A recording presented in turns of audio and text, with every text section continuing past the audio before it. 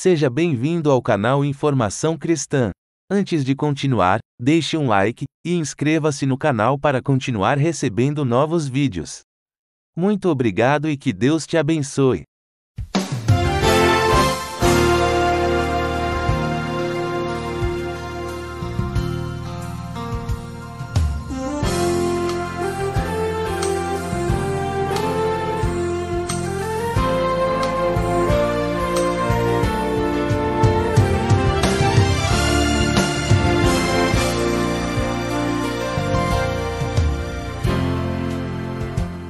Talvez você tenha feito constantemente estas perguntas. Onde posso encontrar refúgio num mundo cheio de conflitos? Ou, como e onde posso encontrar força para vencer nesse mundo que oferece tantas derrotas? Acompanhe agora com o pastor Edson Bruno mais um programa Encontro com a Palavra.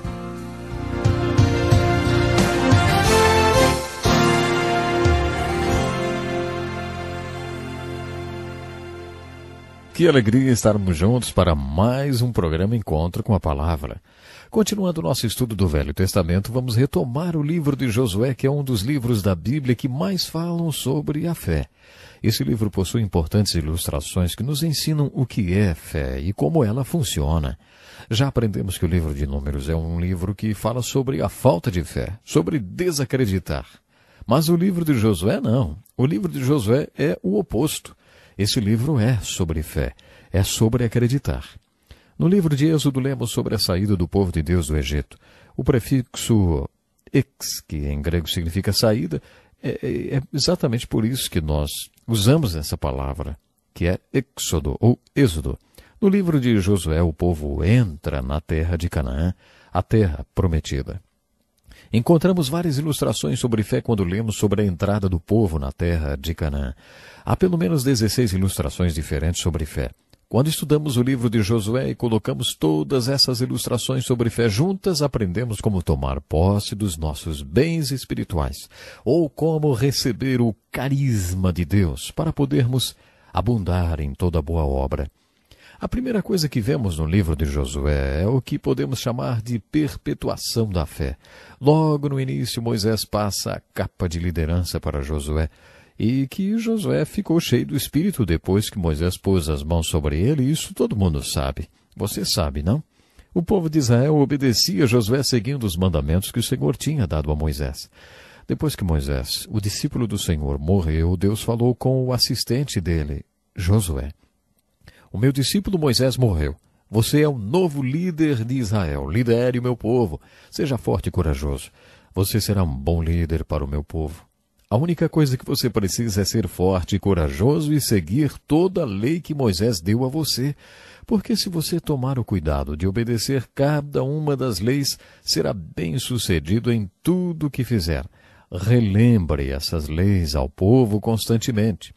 Você deve meditar nelas dia e noite para ter certeza de que vai obedecê-la totalmente. Só assim você será bem-sucedido. Seja forte e corajoso. Lembre-se que o Senhor, seu Deus, está com você aonde quer que você vá. Nesse ponto da Bíblia aprendemos uma verdade muito importante sobre liderança. É propósito de Deus que todo líder treine um sucessor. Todo Paulo deveria ter o seu Timóteo. Isso funcionou muito bem com Moisés e Josué. Nessa transição de liderança, observamos que houve um tempo em que Moisés liderava e Josué seguia. Depois Josué liderava e o povo seguia. Isso mostra que o método deu certo. Nos primeiros capítulos de Josué observamos o que podemos chamar de perplexidades da fé ou problemas perplexos da fé. Se eliminássemos todos os problemas, eliminaríamos também a necessidade de fé. Quando estudamos fé, não devemos ficar desanimados com os problemas que são relatados. No capítulo 2 de Josué, lemos sobre Raabe, considerado um problema por muitas pessoas. Suponhamos que você estivesse na Holanda durante a Segunda Guerra Mundial. Você é Corrie ten Boom, e Deus colocou no seu coração que você deve esconder judeus no sótão e no porão de sua casa. Deus deu a você a convicção de que o genocídio do povo judeu é absolutamente horroroso e uma abominação aos olhos de Deus. Suponhamos que Deus tivesse colocado no seu coração que você tenha que esconder judeus em sua casa. Um dia a Gestapo vem à sua casa, bate à porta, você a abre e eles perguntam: há judeus nessa casa? O que você diria? Quando estudamos filosofia em uma faculdade ou em um seminário, uma hora ou outra, vamos nos deparar com a matéria ética. E quando estudamos essa matéria, ficamos nos perguntando qual é a essência da ética cristã. A essência da ética cristã é sempre dizer a verdade e nunca falar uma mentira sequer? É uma pergunta essa. Eu vou repetir. A essência da ética cristã é sempre dizer a verdade e nunca falar uma mentira sequer? Será que, porque você é cristão, deva dizer: eu não posso mentir? Voltando à resposta da Corrie ten Boom aos soldados da Gestapo, ela diria: tenho sim, leve todos eles para serem queimados. Aí então, enquanto eles levavam os judeus para serem mortos e queimados, você ficaria lá assistindo a cena e dizendo para si mesmo: eu continuo sendo a mesma pessoa correta e justa de antes. Fico muito triste com o que está acontecendo com esses judeus que estão sendo queimados por Hitler, mas sou muito justo e não posso mentir. É essa a essência da ética cristã? No capítulo 2 de Josué, Raabe, a prostituta, responde a nossa pergunta. Chegaram alguns judeus na sua casa e ela os escondeu. Quando as autoridades vieram perguntar sobre o paradeiro dos judeus, ela lhes deu pistas falsas e os mandou para outro lugar. Ela foi honrada por isso. No Novo Testamento, no capítulo 11 de Hebreus, Raabe, a prostituta, é mencionada como heroína da fé. O fato de ter escondido os judeus e depois ter mandado as autoridades atrás do vento salvou a sua vida. Muitas pessoas não aceitam isso. Elas dizem: ei, espere um pouco. Eu aprendi que devemos ser sempre íntegros. Nesse caso, temos uma prostituta que mentiu. Essa não dá para engolir. Ela mentiu na cara dura e ainda entrou para a lista dos heróis da fé.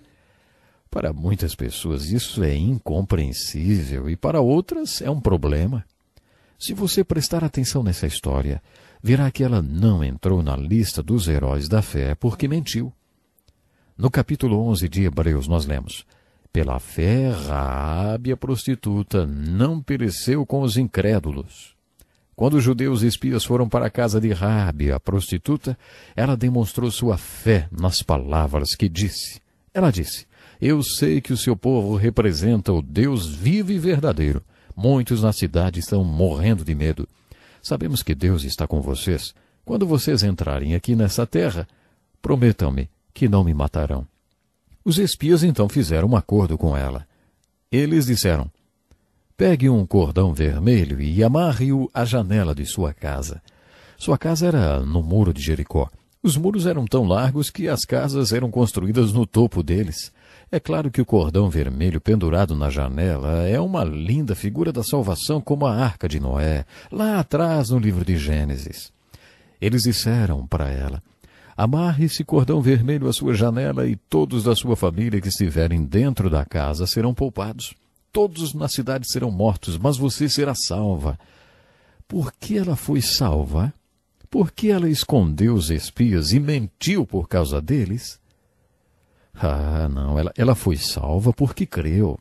Ela creu que aquelas pessoas eram o povo de Deus e que o Deus vivo e verdadeiro estava com eles. Raabe mostrou sua fé no Deus vivo e verdadeiro. Sua fé a salvou. Além disso, ela entrou para a genealogia de Jesus por causa dessa fé. Creio que aquele cordão vermelho amarrado à janela possa ser chamado de a figura da fé. Assim, nos primeiros capítulos de Josué, temos, antes de tudo, a perpetuação da fé de Moisés para Josué. Depois temos as perplexidades da fé. E depois ainda temos essa linda figura da fé. Quando você estudar Raabe, a prostituta, não se esqueça que o mais importante a seu respeito foi a fé. Foi a fé de Raabe que a salvou. Você está vendo? Todos são salvos pela fé. Raabe ainda se tornou a tetravó de Jesus. Dá para crer nisso? Exatamente. Quando estudamos o assunto fé No livro de Josué, encontramos no capítulo 3 a prova de fé. Quando formos entrar na nossa Canaã espiritual, Deus firmará e confirmará nossa fé a fim de nos encorajar. Vimos isso com Gideão, que fez a prova do novelo de lã e foi honrado por Deus. Foi honrado, sim.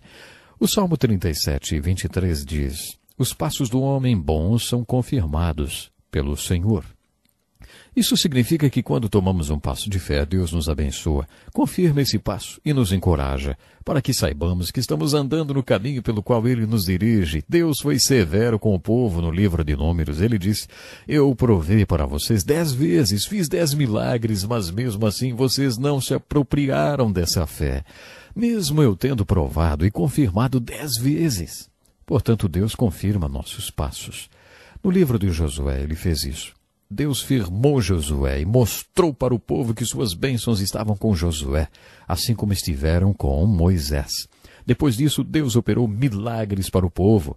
O propósito desses milagres era mostrar ao povo que Deus estava com eles e que quando eles atravessassem o Jordão e entrassem em Canaã, Deus os abençoaria e estaria com eles. No capítulo 4, eles construíram o que chamamos de coluna de fé. O povo atravessou o Jordão durante a época da cheia. O rio se abriu miraculosamente e eles o atravessaram para outra margem em terra seca. Foi a mesma experiência que tiveram no Mar Vermelho 40 anos antes. Enquanto o povo atravessava o rio Jordão a pé enxuto, recebeu a ordem de construir uma coluna de pedras, um tipo de monumento que serviria como memorial desse grande milagre. Temos aqui a mesma mensagem de Deuteronômio, para que seus filhos saibam desse milagre. Um dia seus filhos vão perguntar a vocês: o que é essa coluna de pedras? E quando eles perguntarem, você vai explicar. Esse é um bom princípio de educação de filhos, sempre responder às perguntas deles. Abraham Lincoln costumava dizer que se você tiver curiosidade e memória, será culto. É apenas uma questão de tempo. O propósito daquele memorial era lembrar os adultos a instruírem as suas crianças. No capítulo 5 de Josué temos o que chamamos de o pré-requisito da fé. Um pouco antes de invadirem Canaã, o povo de Deus recebeu ordem de circuncidar toda a população masculina que não havia sido circuncidada.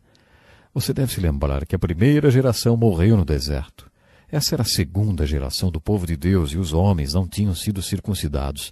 Temos aqui uma linda ilustração e uma revelação sobre fé. Antes de você entrar na terra prometida das bênçãos de Deus, pergunte-se se há algum pecado em sua vida. Você precisa tirar isso. Ainda no capítulo 5 encontramos o que chamamos de a norma de fé. Josué passou uma ordem para que ninguém desembainhasse sua espada. Ainda hoje a região onde Josué estava muito escura à noite. Para nós que vivemos com as luzes das cidades é difícil imaginar, não, essa escuridão, mas na verdade era assim. Um exército acampado a leste do Jordão poderia facilmente ser emboscado pelo inimigo. Por isso que eles tinham essa ordem para não desembainhar a espada. Se eles vissem alguém com a espada desembainhada, facilmente identificariam como um inimigo. Josué saiu para uma caminhada na noite anterior à batalha de Jericó e viu um homem com a espada desembainhada. Josué o desafiou perguntando: você é amigo ou inimigo? A resposta foi: nem uma coisa nem outra, venho na qualidade de comandante do exército do Senhor. Lemos que Josué, prostrando-se com o rosto em terra, o adorou e disse: que ordens o Senhor tem para mim? O comandante falou: tire suas sandálias, porque o lugar em que você está é santo. E Josué tirou. Bom, infelizmente o nosso tempo acabou, mas eu espero que você possa realmente aprender cada vez mais sobre a fé. Pense nisso e até o nosso próximo programa.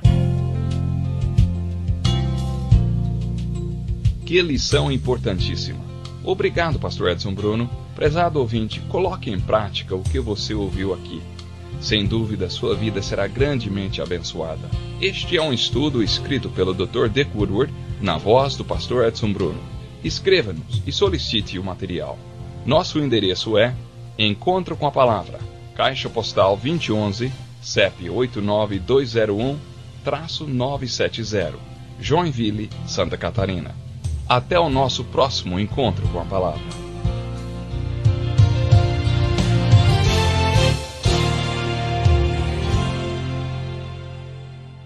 Obrigado por ter assistido um vídeo do nosso canal Informação Cristã. Esperamos que ele tenha edificado a sua vida e também da sua família. Pedimos que por favor se inscreva no nosso canal, dê um like e compartilhe esse vídeo para o maior número de pessoas, para que elas também sejam edificadas e alcançadas pela palavra do nosso Deus. Que Deus te abençoe e até o próximo vídeo.